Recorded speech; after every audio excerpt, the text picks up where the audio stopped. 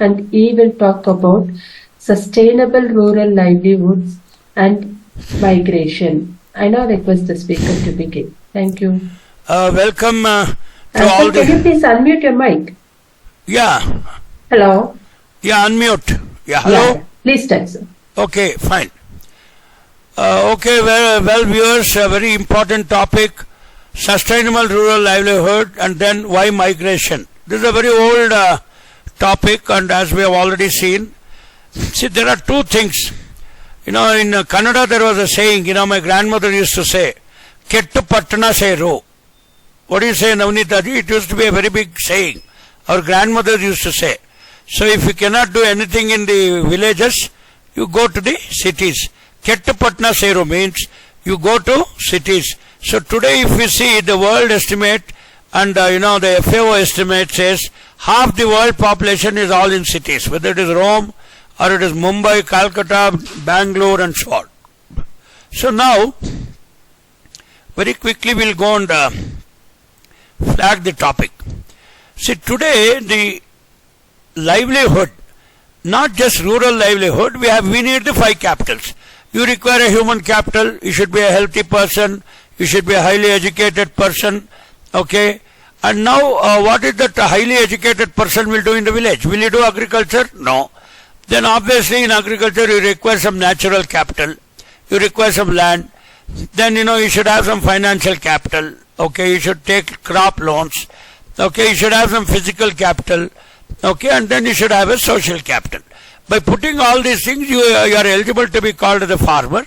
And then, there are large number of agricultural laborers and marginal farmers who also go for labor. Although we have the MG-Narega scheme and so on and so many things, are they able to make a decent living? To me, livelihood means, okay, the Praveen Rao committee report says 6,400 rupees per month is the average income of a farmer. So when this is the average income of a farmer, I think, if it is, even if it is MG-Narega with 100 days of employment, you can very well imagine even with average 300 rupees. So what he can get? Okay, 300 into 30 days, let us say 900 rupees, 1000 rupees. It is much, much far below. Okay, not only MG-Narega, he may go for labor elsewhere. He can't earn more than 2000 rupees. So now these are how the sustainable livelihood framework. And obviously, when you go to the World Bank estimates, minimum of $2. What is $1 today? Puttu, it is about 80 rupees. Puttu, I'm just asking you, $1 is how much? Okay, $1 is about 85 rupees. Even with that estimate, 90 you keep. 9 2s are 180. So, if somebody is earning less than 180 rupees in the rural areas, that means his livelihood is not there. He is unable to make a living. He is unable to eke a living. EKE. Okay, so these are all the livelihood assets, and we'll very quickly go. So whether a person can make a living in the rural area, this is the question for today's seminar. So while we are not undermining the natural resource base or how best he can exploit his land, or he will do quarrying, or he will do scientific agriculture, he will do protected cultivation, how is he going to get this particular income? So now, some of the livelihood strategies, obviously your birth, your gender, you have inherited a livelihood, maybe you are the son of a farmer, you are the son of a shepherd, or whatever, so that sort of livelihood have come. And obviously because of so many other ecosystem in place, we find a lot of IAS officers, IIT graduates, also coming from the rural area. That is also not out of question, but in general, when 62% of the population are still in the rural areas and when they are dependent on agriculture, whether agriculture is a profitable livelihood or should somebody stay in the village or not is the question. So now, what are the activities they do? What are the assets they have? Okay, then I have already told you about the 5 capitals. So whether they can make a living, what they gain from what they do. So, in a very nutshell, we can say that the rural person or the person who is dependent on agriculture for livelihood is underemployed. That means he is not getting 365 days income, or he is not getting a monthly salary like you and me. He does not have a GPF. He does not have any the human development indicators say, okay, HDI, okay. What are the human development indicators say? You should have income, you should have health, and you should have education. When you have these three, we can say that the human development index is very high. For example, Puttu, we are just telling in the last class, only Kerala has a high human development index because they are very good in education, they have very good health, no BP, no sugar, and their incomes are also fairly very above Indian average. So when this is the thing, so now whether it is the new government or the old government, simply by doing a DBT or a direct cash benefit transfer, you don't gain anything. How are you going to create the working days? How are you going to reduce the poverty? So what are the well-being and capabilities? Okay, livelihood adaptation, vulnerability and resilience. So how are you going to exploit the natural resource? How are you going to do the joint forest management of the forest? And how to improve the living of the people living in the rural areas. Now, some of the rural dilemmas we have already seen. There is rural poverty which is higher than the urban poverty. Lot of diseases, highly low productivity. Then we say feminization of rural areas means feminization of poverty and disease. See, because most of the men, they may go outside, get another employment, and when your education levels are too low, you don't even have an opportunity for migration. Social protection in the rural areas, absolutely poverty strategies. Earlier we had the Jawahar Rozgar Yojana and then, food for work program. Simply to get some food, the government of India had come out with the Jawaharlal Rozgar Yojana, food for work program.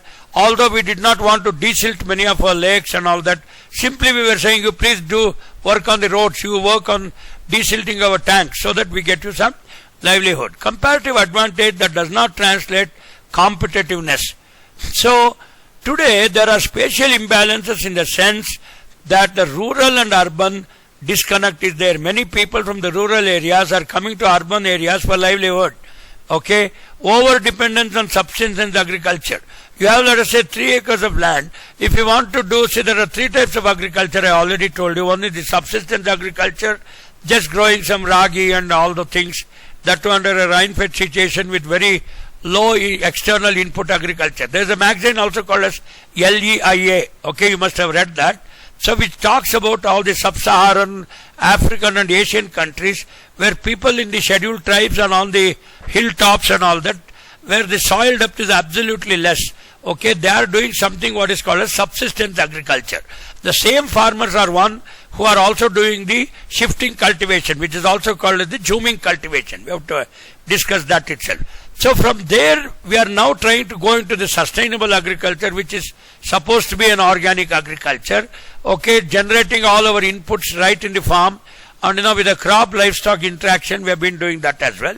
But from that level onwards, from 6,400 rupees per month, how are you going to emerge yourself as a seed village farmer or as a commercial cultivator of hybrid things?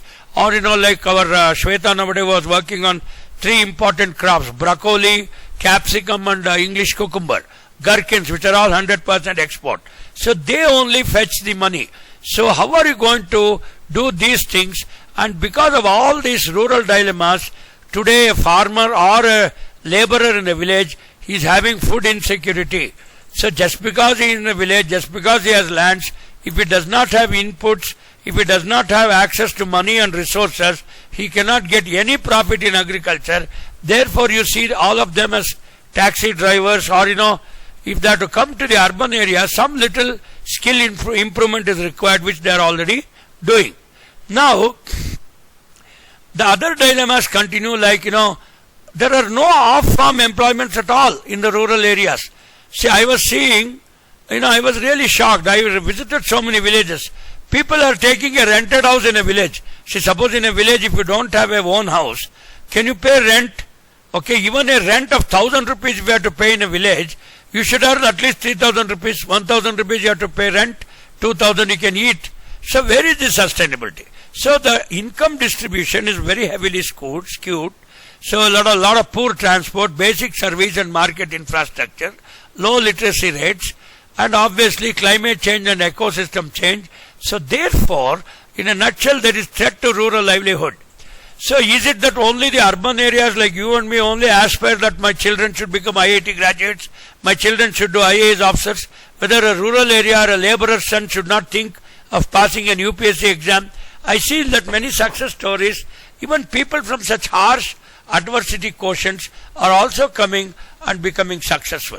So what is the need of the hour is to create an ecosystem, of livelihood, to create an ecosystem of income generation and off-farm jobs and creating employment in the rural areas.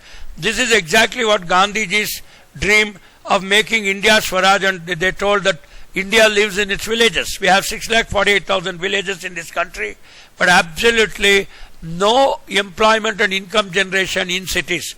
Whereas in India, rural areas, but in cities, right from a maid servant, my maid servant earns something like 12,000 rupees. She works in 3 to 4 houses. A taxi driver earns not less than 20 to 25,000 rupees. A Ola Uber driver, in spite of paying the EMI of 13,000 rupees for the 4 or 5 lakhs loan he has taken for his Tata Innova or whatever. The Tata Indica is a base model to run the taxis. He would have taken a loan. He told that he'll be paying something not less than 15 to 20,000 rupees as EMI. So how to remove this threat to that vulnerability issues in rural sectors? So agriculture, coastal resources, energy, forestry. Can you promote tourism and water? So now very quickly we go. There is a dualistic economy, especially for the rural areas. One is agriculture and forestry. The second could be mining, and the third could be agri-tourism, which can be a limited profit earning for the rural areas. So obviously health, education and social welfare are very much needed to take and build this particular competitive advantage. Now, many of my agri-economics friends, I told them today in the morning that today I am going to have a dialogue with my agri-economics. See, agriculture economics people versus the rural economics people. Agri-economics people are only interested in how to increase the farm income and not the farmer's income. So, marketing of agriculture commodities. Here also there are some business models which has to come, and some game theories have to be established. So, the demand for food is highly inelastic in nature, in the sense just because we have a record production of 250 plus million metric tons in horticulture, around 250 million tons of agriculture production, okay, and although the prices are very minimal and there is an MSP also we have to give to the farmers, in spite of that the demand for food is not increasing, whereas the demand for value added products is increasing. So that means if the rural incomes have to go and the migration has to be avoided, so people have to be trained in this sort of value addition opportunities. Yearly twice I conduct this particular program for them. So unless they are trained and empowered and unskilled, reskilled and upskilled, okay, you cannot make an income. Unlike the rural economics, so they see, that is where the NIRD comes into the picture, National Institute of Rural Development vis-a-vis NARM or NCAP. So in case of NIRD, they also see the other, non-agriculture income as a livelihood. So for example, it can be handicrafts, it can be sculpting, it can be small value-added products. So how the resource allocation should be done, what are the choices of income strategies, and how to eliminate this poverty and inequality. Then performance of product and factor markets. So whereas in the rural economics, the emergence of performance of agrarian institutions, the income levels are abysmally low. The food security is at a very jeopardized, I could say. So therefore, we'll quickly go look at this rural population and agriculture employment in the world.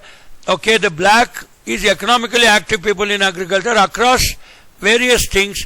You can always say that in the world, when we see as an average, more than 50% live in the rural areas, but actively involvement in agriculture is very less. You see the developing economies and the developed economies, see the share of agriculture GDP is around 13%, and therefore people involved in agriculture as a livelihood activity is very less. So you see South Africa and all these things. So that means the unskilling, reskilling and upskilling should impart more and more value addition opportunities, and that's how people should be earning the income, and not just putting some ragi, jawar or wheat and then Ram Naam Satya hai, aisa bol ke you cannot do it. So, in India, about 21.06 million person, constituting 31% of the total rural employment, worked in agriculture. So that means if 31% of this 68.99%, that means around 92.02% of the total employment of agri sector is there in the rural areas. So, but now there is a lot of employment of the agriculture sector, value addition and opportunities coming from urban areas, whether it's a probiotic juice or you are going to do some processing, handling and putting it in the supply and value chains. So to do all that, not that you require an MBA, but definitely you should have more skill sets. You cannot simply establish a supply chain, value chain and put a marketing channel somewhere there to increase your income. So when this is the situation, see, even the rural female labor is also increasing, okay. How year by year it is increasing both in the rural and urban areas. And look at this figure, agriculture is always almost stagnant. I can say percentage of the workforce, around 50% are still in agriculture. And look at the other service sector and the industrial sector, that is also almost, I can say it is stagnant. So that means more and more unskilled labor should go to the skilled sector. This is not happening. So therefore, what I wish to say is, if this blue color people have to be displaced and put in the urban area, they require skill set. Okay, they require a diploma, a vocational training or whatever. So now, when the assessment is done, okay, the impact on this livelihoods for the rural areas is the capital assets, the natural, social, physical, financial, human capitals have to still increase. That's why we have come out with an FPO concept. Okay, we have come with various things, but still the incomes are not rising. So we have a lot of institutions and structures. We have put so many laws, we have got the MSP, then, we have got the minimum employment guarantee program, MG Narega, JRY and so on. But in spite of this, the vulnerability are also increasing. Climate change is one, population density is still not reducing in the rural area, a lot of conflicts. Then political ideologies, whenever see recently, some governments were elected because they have promised a lot of DBT, direct benefit transfer. They told a bus is free. Okay, they will put some 8,500 rupees khatakat in your account. So people, there are a lot of political changes also because of this. And the markets, and I told you that this recent Lok Sabha election, okay, the NDA lost around 49 seats of the Lok Sabha. So that means the rural area people are more interested in the livelihood and not interested in some other thing which is of less concern to them. So therefore, very urgently, if you want to stop out migration, if you want to create rural livelihoods in the rural areas only, if it has to be sustainable, you have to create jobs and employment right there. So now not just agriculture and production jobs, some sort of value addition jobs, some sort of value chain jobs also would like to have to come there. So rural urban migration, okay, this was shown long back in the movie Shri 420 where Raj Kapoor was the hero. So he promised for 100 rupees he will get a house, and then all that story. So people are migrating in search of better livelihoods. All the Kerala people will be going to Dubai, and all the Nepal and Bihar laborers are working in Kerala, and then all the chowkidars come from Nepal, Assam, okay. They are the vulnerable population in Bangalore, I see in my flats. So now, the migration definition, so every birth or in-migration is going to increase the level of population, whether it is urban or rural. Okay, deaths and out-migration is going to be the minus factor. Suppose if I take this paradigm, see, you go to any villages, I keep visiting villages very frequently, and even about 30 years back, the village where I was working, it had a lot of people. But today I visited the same village even after 35 years. Absolutely the villages are empty, nobody is there except some old fellows, old women who are about to die. They are only sitting. I don't see the youth workforce there. Even if I have a small diploma or they would like to get a driver's job, they are very happy to move out. So that is the situation today. So people migrate for economic reasons, obviously. Social migration means, some of your relatives are in business.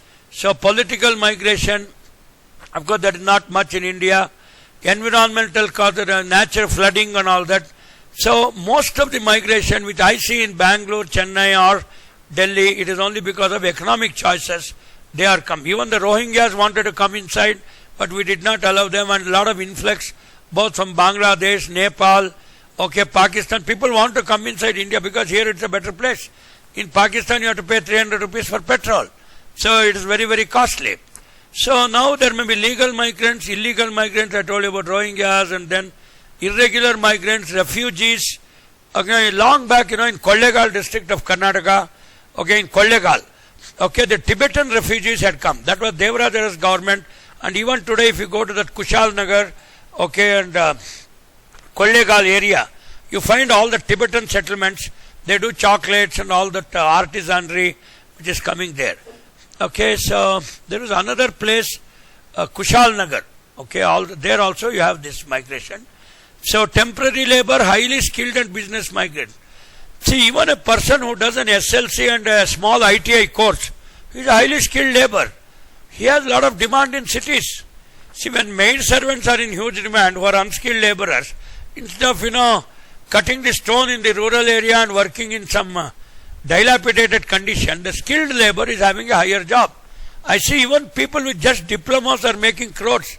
They have also purchased flat in my flats. So these are the types of labor migration. So many times the migration can be rural to urban, that is mostly seasonal. I see this sort of migration put in Gulbarga and all the Lambada Tandas. So they regularly migrate to Mumbai for search of employment when there is no summer crop, or there is no Rabi crop even. There is only a Kharif crop. At that time they migrate. That is the seasonal migration, planned migration, and of course the international one, the Dubai one, and all software engineers, of course, may not be from the rural areas, are already migrating. So now, urban to rural I will be discussing more. Rather than rural to urban, only some neo people who are all big software engineers, amassed a lot of wealth, big politicians. They say they have a farmhouse and they have put about 25 laborers. That is of not a big consequence to us, but our consideration is how this urban to rural migration is taking place.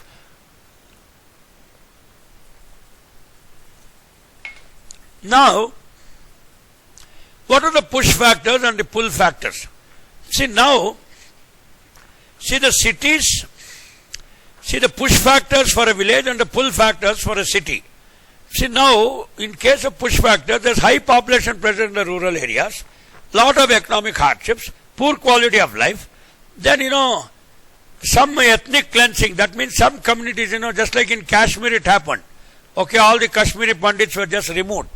So because of this also, there is a forced out cleansing, no jobs, starvation and disasters, the Great Bengal famine. See, even in the British days, they put a lot of indigo over there, where actually the productivity of wheat is very high in Bihar. Harsh environments. So because of that, people, they came to the cities. Even when state bifurcation took place, Bihar, most of the people are in Patna, and the Jharkhand fellows, there is nothing in that. Which is the capital of Jharkhand? Ranchi. So, wherever the livelihoods are supported, most of the people, I see Biharis, a lot of my subordinates here are from Bihar. Most of the people migrate to Calcutta from Bihar. And at the most, from there, the next destination is Hyderabad.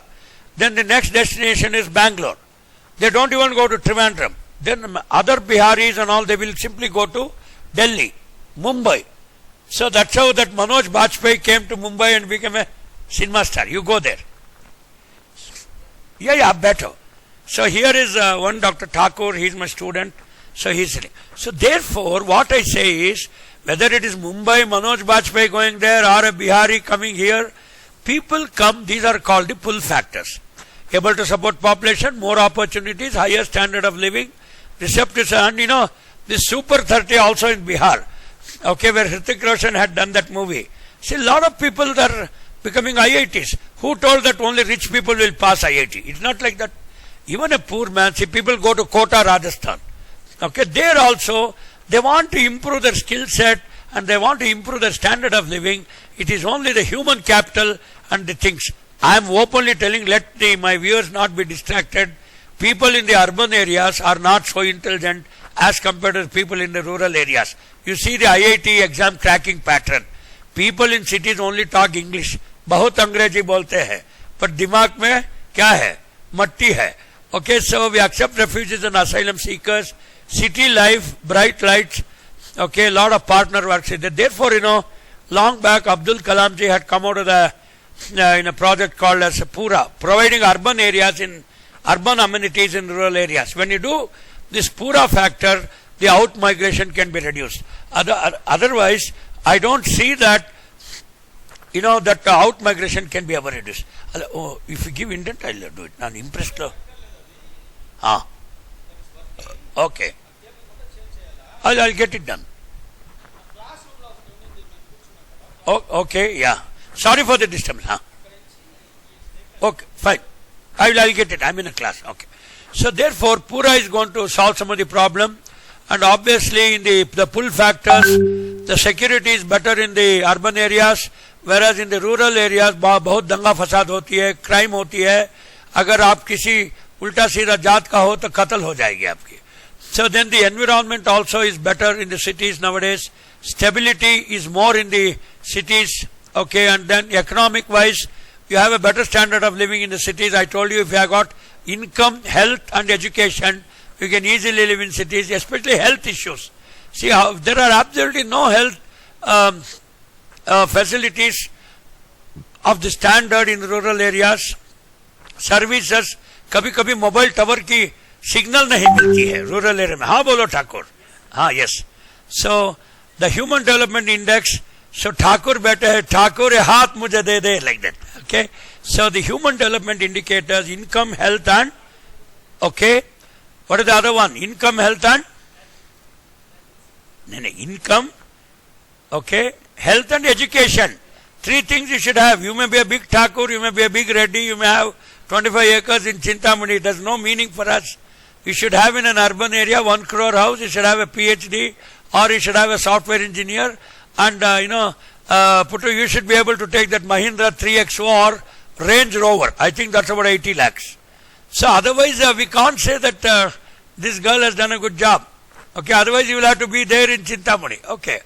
So now, the lack of jobs or job opportunities, so how the government is going to create new jobs, poor quality of life, how are you going to bring Pura over there, poor levels of pay and conditions in the rural areas, how are you going to improve that, civil persecution, all those, climatic hazard, droughts are there, crop failures are there, absolutely no transport links. आपके गांव में शायद मधुबनी में दिन में एक ही बार बस आती है. हाँ बोलो ना. हाँ, अरे इधर देखो तो इतना पब्लिक ट्रांसपोर्ट की सुविधा है. सो चिंतामणि में कितने बार आती है भाई बस? एक बार, दो बार.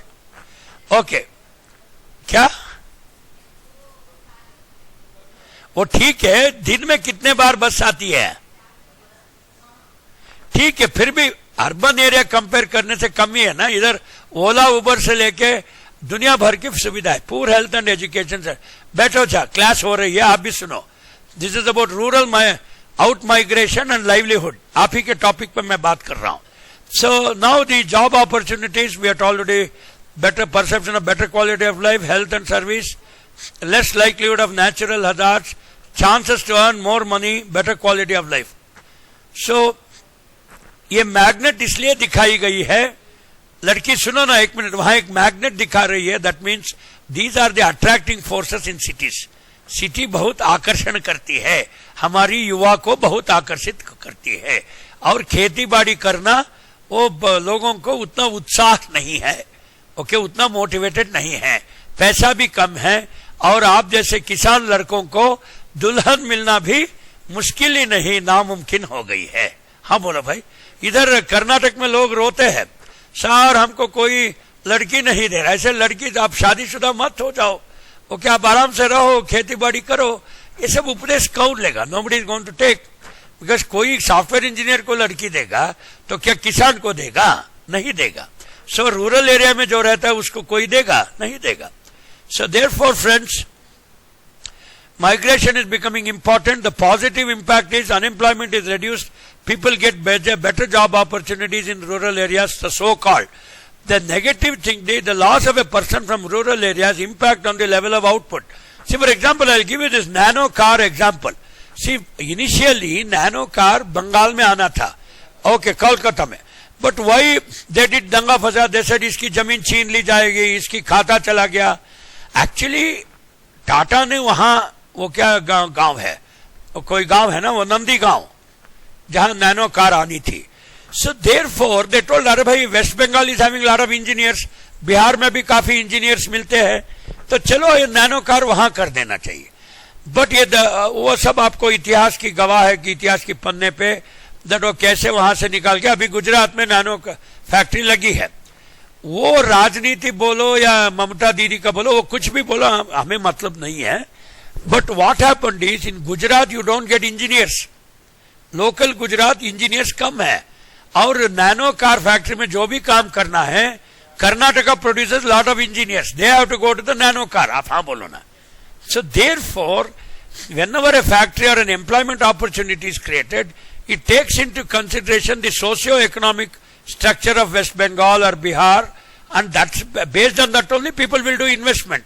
कोई बिहार में इन्वेस्ट करेगा क्या? नहीं करेगा. वेस्ट बंगाल में इन्वेस्ट करेगा? नहीं, वो भी थोड़ा पॉलिटिकल इंस्टेबिलिटी है. कोई उड़ीसा में करेगा? नहीं करेगा. सब लोग इन्वेस्टमेंट करेगा दिल्ली में, सब लोग ओके. गुजरात में भी अच्छा डेस्टिनेशन है. कर्नाटक नंबर 1 बताता हूं कि हाँ, तमिलनाडु भी थोड़ा हमारे से दूसरे स्थान पे आते हैं, but Karnataka is number 1 because of our political climate. इसीलिए बैंगलोर इतना आबाद होके इतना बड़ा हो गया है. So very very uncomparable impacts on destination, on investments, employment and so on, because skilled workers, more and more if you produce, they are going to give you economic growth, and children get better opportunities for education, and the population density is reduced. Okay, so very quickly we'll go. Migration is definitely the only answer. Otherwise, if you don't create more jobs in the rural areas, people wish to move. जरा सा एक diploma हो जाए तो वो waste Bengal से आइए ना, क्लास हो रही है. हाँ मार्टिन, ये क्लास होने के बाद मैं बात कर रहा हूँ, सेशन चल रही है. Just so therefore okay, Jayant please इसका आर्टिकुलर का सॉल्व करो problem. So therefore out migration is a reality, and then how if at all you want to reduce the out migration, you will have to create a lot of jobs in the rural areas. And how the agri ministry or the urban ministry, and how are they going to make inclusive growth in the rural areas to create employment? This has been still a challenge. Okay, and now there are other reasons like why people do our migration. शादी होने के बाद पूरे औरत लोग अगर शहर में शादी हो गई तो आउट माइग्रेशन होती है, एम्प्लॉयमेंट के लिए ज्यादा आता है. एजुकेशन, अगर किसी को कुछ अच्छा इंजीनियरिंग सीट मिल गया तो रूरकी आएगा, रूरकेला आएगा, ओके IIT करके जाएगा. लैक ऑफ सिक्योरिटी, अगर मान लो बहुत नक्सल प्रॉब्लम है छत्तीसगढ़ और इस इलाकों में, इवन इन दी झारखंड इलाका, ओके बिना सिक्योरिटी अगर कोई गैंग्स ऑफ वासेपुर आके वो कोल धनबाद की कोल माइन उड़ा देगा, वो मनोज वाजपेयी ने बहुत बढ़िया किया था. हाँ बोलो ना. अगर इतना दंगा फसाद और लूट मार हो रही है तो कौन रहेगा? Nobody is going to stay. एक सिनेमा आई थी कालिया बोल के, अमिताभ बच्चन ने किया था बहुत पहले बार. सो देयरफॉर इवन आज भी हमारा कोयले का जो माइनिंग होता है उसमें 40% ही बाजार में बिकती है, बाकी 60% वो सोरेन ब्रदर्स जो जेल में है आजकल, ये लोग अपना इलीगल माइनिंग करके दे भी बेच रहा है. सो ये सब इनसिक्योरिटी की वजह से people are doing the out migration. हाँ बोलो ना. Okay, so therefore look at the proportion of migrants, causes of migration. Okay, so सबसे ज्यादा शादी होने के बाद औरत लोग तो चली जाती है, so there is a less of agri women force. Okay, others are all of less things. So see everybody, इसका मतलब ये निकला इस स्लाइड का कि जो भी शादी करके गांव से शहर आएंगे, so that means they don't want to give their लड़की to the गांव. हाँ बोलो ना. अगर ये लड़की गांव का है तो क्या गांव में शादी करेगी? वो सिटी में करेगी. So this is one of the important causes of out migration. So rural to rural सबसे ज्यादा है मित्रों. So this is our concern. आप यहां देख लीजिए. ओके, रूरल टू अर्बन कम है, Rural to rural is 36, rural to urban about 30% मान लो, urban to rural बहुत ही कम, urban to urban is also less. So therefore what we used to say is, very quickly, the rural to urban migration, if at all, has to be arrested. आपको ज्यादा अच्छे अच्छे नौकरियां जैसे factory लगानी है या टेलीकम्युनिकेशन, अरे भाई देखो जब ताइवान में the Seagate hard disk is done in a cottage industry, वो शहर में नहीं बनती है. So when they are doing it, why don't you prepare all your pen drives and hard disk and telecommunication equipment in the rural areas? शायद कोई government ने इसके ऊपर ध्यान नहीं दिया होगा. Okay, so anyway, we'll quickly go. I think my time is getting up. I'm just going to quickly conclude all these things. So there is another issue called as counter urbanization. So see, especially when you take Bangalore for example, you can't afford a house in Majestic or Malleshwaram or Palace Orchards. So people take house in Kengeri and Rajarajeshwari Nagar, where recently it was in news because of the crime and all that. People would go to the peri-urban areas and take accommodation. People are even traveling from Kanakapura, Kengeri, Tumkur. Every day they travel, they commute to Bangalore for search of job. That is called counter-urbanization. In spite of this, okay, they are not able to make the two ends meet, and also there is a lot of pressure on them to earn more. See today, every house, हर एक घर में, okay, क्या 10,000 से रोटी कटती है? नहीं कटती है. 25,000 से भी नहीं कटती है. आशाएं बढ़ रही है, उमंगे बढ़ रही है, ओके, और उसका तरंग भी फैल रही है इधर उधर. सो देयरफॉर मित्रों, आशा कम करो. ये कोई अगर मैं उपदेश दूं तो लोग मुझे मारेंगे. आशा भी ज्यादा होगी, अपॉर्चुनिटीज भी होगा, और अर्बनाइजेशन भी होगी, एंड देन बाद में out migration also will be more. Very quickly let us conclude. Okay, socio-economic problems are also coming up because of this out-migration. Conflict between traditional farmers and newcomers who were given money or the ST tag. I told you, मेटी और cookie के बीच जो वार हो रही है मणिपुर में. So okay, मेटी लोग Christians है और कुकी लोग हिंदू है, और मेटी लोगों को मिल गया ST टैग, उसको ढेर सारे सहूलत और वो सब मिली है, कुकी को नहीं मिला है. ये है कारण. ओके, दूसरा productivity is low, living some farmer still needing support. See इतना एग्रीकल्चर की प्रोडक्टिविटी भी कम है, एमएसपी भी नहीं आ रही है, they are not getting remunerative rates. So therefore what is the point in being in rural area and doing that low that subsistence agriculture? फायदा नहीं है. या तो आपको आमदनी बढ़ाने के लिए उत्पाद बढ़ानी होगी रूरल एरिया में, या तो माइग्रेट करना पड़ेगा, या तो जॉब को क्रिएट करो. So some native tribes have lost land and been forced to move to other areas because कोई फैक्ट्री आया, कोई नदी आया, whatever डैम आई, ओके, रियल एस्टेट की हो रही है. सो मित्रों, अंत में, so how to define the concept of rural development, how to increase the jobs, both the policy at the micro and the macro level. So always, there is a, people say that we will again go for census. Rural demography कैसे बदलाव हो रही है, किसको नुकसान हो रहा है, एंड हर बार जब भी इलेक्शन आता है सेंसस निकाली जाती है.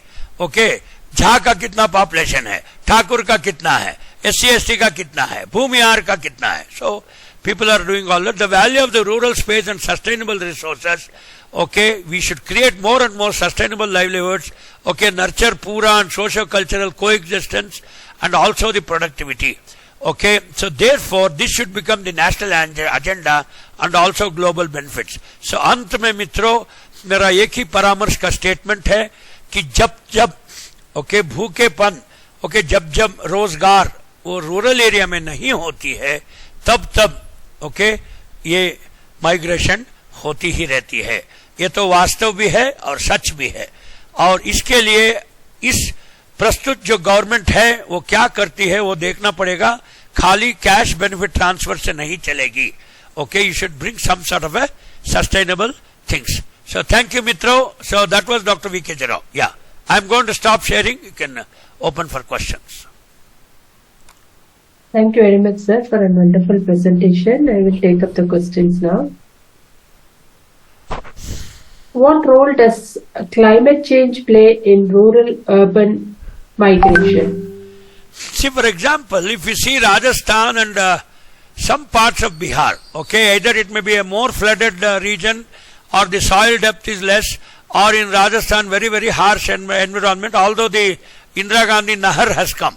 In spite of all these things, the especially climate change, when people cannot, for example, the basmati rice is cultivated in Jammu, Kashmir, Pakistan region, where our Pusa basmati, a scented variety.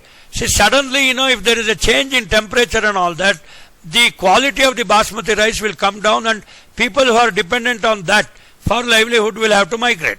Similarly, the saffron cultivation is very much even in the POK and also in our J&K parts. अगर climate change की वजह से ये saffron की उत्पाद कम हो गई तो वो भी they are going to come out. Okay, migration के लिए क्या बोलते हो हिंदी में? क्या क्या पुटो करो. ओके, यस मैम, या. Okay. How do change in agricultural practices influence migration patterns? See, suppose, protected cultivation and high-end cultivation, if it is promoted in the rural areas, which is happening. See, especially in the agri-infrastructure and structure. Kya? Yeah, okay. Asthantar. Okay. See, now, if you start producing high-value crops and protected cultivation like what IIHR has standardized the technology in the rural areas, in the MIDH and the Atmanirbhar scheme, definitely people will get more income because of the productivity and the targeting of the various crops and commodities, and simple value addition which can be done in the rural areas without much hi-fi machinery and all that. That can definitely reduce the out migration. Okay. What policies have been successful in promoting sustainable rural livelihoods? See, the history goes back right from the JRY, the Jawaharlal Rozgar Yojana, which promised some employment, and they do desilting of tanks in the summer season. Then obviously the famous MG Narega scheme. Okay, we have the ICDS, Intensive Cattle Development Scheme.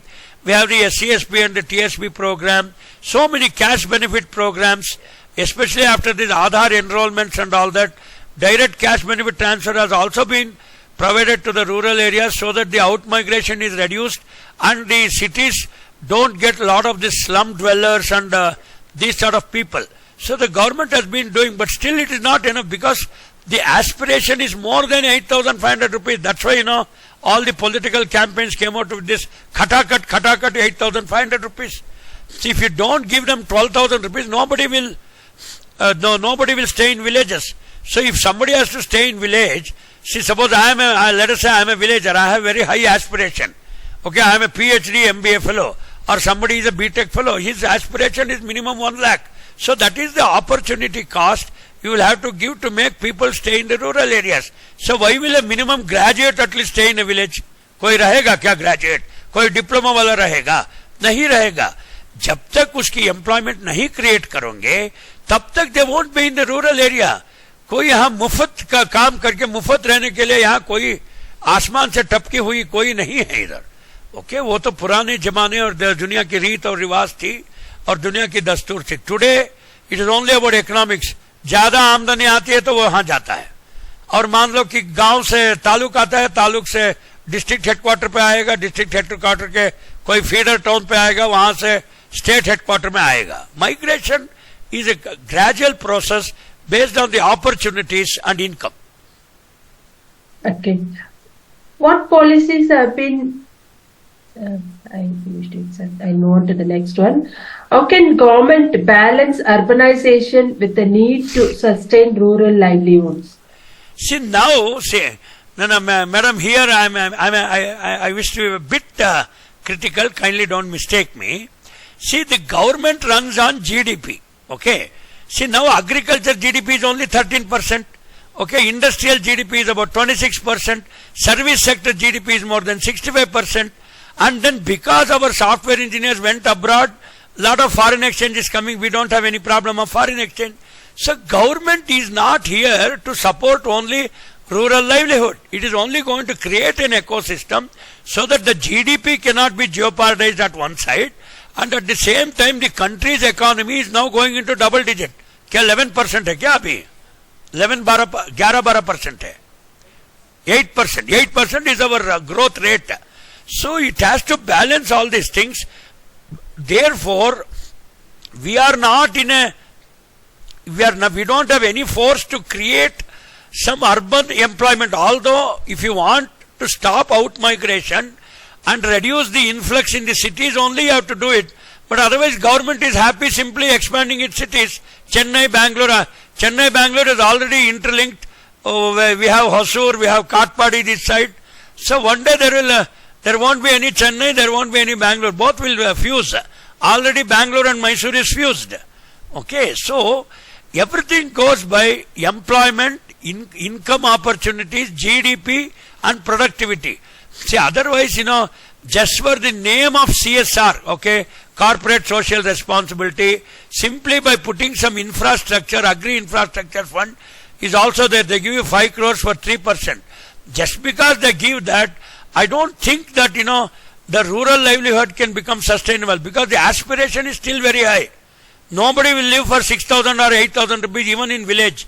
सब लोग देखते हैं चलो भाई एक security guard बन जाओ तो 20,000 मिलती है, एक टैक्सी ड्राइवर बन जाओ तो 25,000 मिलती है.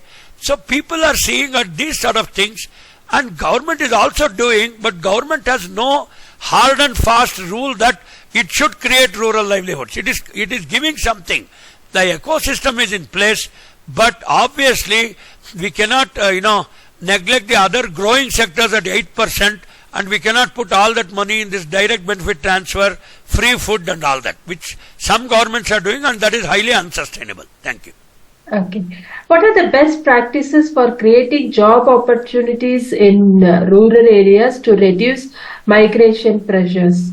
See, 2-3 things are there. There is already a vocational training program for the rural area. There is an RCT, Rural Self-Employment Training Institute. Her district level it is already there. Some vocational training is also given to them. It may be agri, industry and so on. And small scale MSME. Okay, recently my student is the DG of that NIMSME, medium, small, medium enterprises. So therefore, for 5 crores, 10 crores, small enterprises are also coming up. See, they take a license in a rural area and finally they land up in the cities. So that is the paradox situation for that. Class is on that. Yeah. Okay. How have different countries addressed the challenge of rural-urban migration?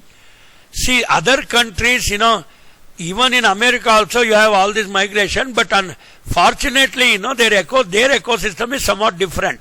Okay, almost if you see Cincinnati versus Wisconsin versus Texas, any district, any village, even a small Utah State University which is in a desert. My brother was an associate professor there. So they have tried to create all the jobs, universities. Okay, even here we are there, but slowly, if you create all educational institutes, health institutes, even in the remote rural areas, and employment opportunities, okay, then only these things can improve. It is already taking place. Other countries are much better, but African countries are less.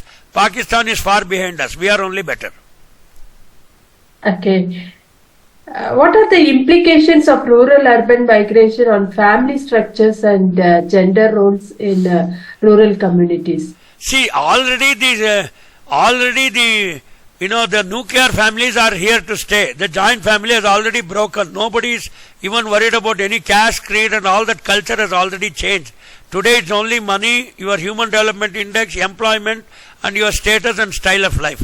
That alone dictates all these things.